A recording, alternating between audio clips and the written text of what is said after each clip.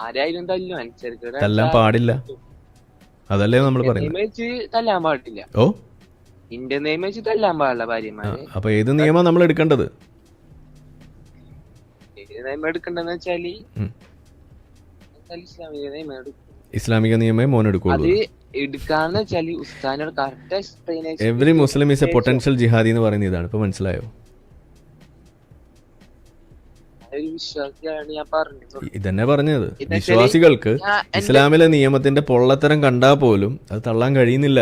അതുകൊണ്ടാണ് ഇത് അംബേദ്കർ പറഞ്ഞ കാര്യമാണ്, ഞാൻ പറഞ്ഞതല്ല. ഒരു ഇന്ത്യൻ നിയമവും രാജ്യത്തിൻ്റെ നിയമവും മതനിയമവും ഒരുമിച്ച് വന്നാൽ ഒരു വിഷയത്തിൽ മുസ്ലിങ്ങൾ ഏതെടുക്കുന്ന അംബേദ്കർ പറഞ്ഞത്? മതനിയമം എടുക്കുന്നു. ഹിന്ദുക്കൾ ഏത് നിയമം എടുക്കുന്ന അംബേദ്കർ പറഞ്ഞത്? രാജ്യത്തിൻ്റെ നിയമം എടുക്കുന്നത്. ഇതാണ് മുസ്ലിങ്ങളും ഹിന്ദുക്കളും തമ്മിലുള്ള വ്യത്യാസം. ഇപ്പോൾ മനസ്സിലായോ നമ്മൾ എന്തിനാ ഇസ്ലാമിനെ പേപ്പട്ടി മതം എന്ന് വിളിക്കുന്നതെന്ന്? പിടികിട്ടിയോ?